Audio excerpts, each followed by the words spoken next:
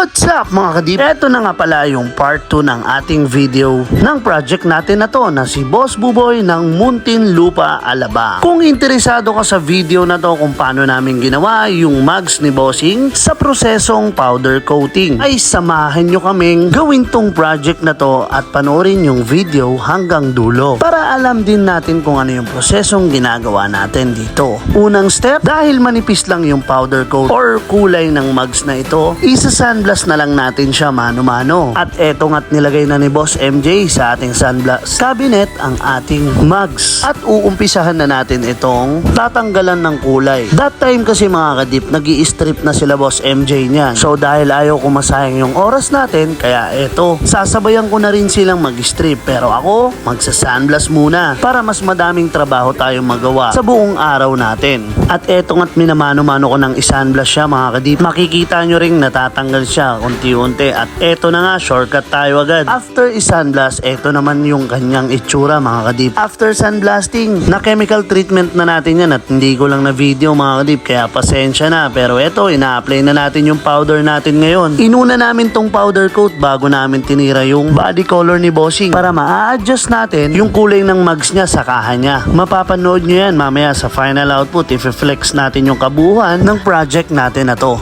Habang pinapowder coat ko to mga kadip, hindi ko alam kung lalabas ba yung pagka-gold na gusto kong ipalabasin dito sa project na to. Kasi kung makikita nyo, para lang siyang matte na dilaw. Pero mamaya, malalaman natin yan syempre kung lalabas nga ba yung gold na gusto nating palabasin. At eto nga't inuna-una ko na yung mga singit-singit niya para lahat magkaroon ng kulay mga kadip. At dahan-dahan ko nang binabalikan yung mga area na naninipisan pa ako sa powder. Next step natin mga kadip, eto na, sinalang na namin sa oven at tapos na nga siya. Lumabas kaya yung pagka-gold niya?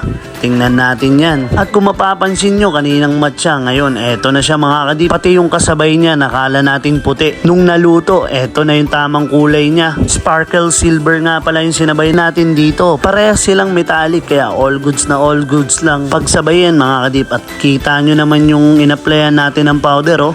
Talaga namang gold yung kinalabasan niya. Medyo ingat na ingat lang tayo maghatak dito kasi napakainit niyan. At eto na nga, i-flex na natin ngayon yung mga natapos natin. After mag-cool down neto mga kadip, pwede na natin to agad-agad isalpak. Ganun lang kadali yung proseso ng ganitong trabaho, pero makakasigurado ka na ubod siya ng tibay dahil sinunod natin ang tamang proseso neto kung paano siya gawin. At eto na nga siya mga kadip, tapos na yung project natin kaya i-flex na natin yung final output. At eto nga pala yung final output natin mga kadip. Lumabas naman yung pagka-gold niya at na-contrast din naman natin sa body color niya. Kaya ang rate na masasabi ni Bossing sa project natin na to, nakalubog yan. Maghihintay.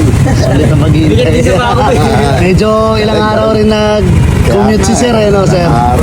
So, okay na ba ang i-rate mo yung trabaho natin, Sir? O yung motor mo ngayon? Sobra eh. 12 siguro to. 12? Ay, wala pa akong pinaparate. Ano pa lang yun, di ba?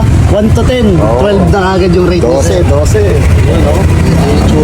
Paano mga kadip? Nakita nyo naman yung reaction at rate ni Bossing sa trabaho natin. Maraming salamat sa mga nanood. To God be the glory.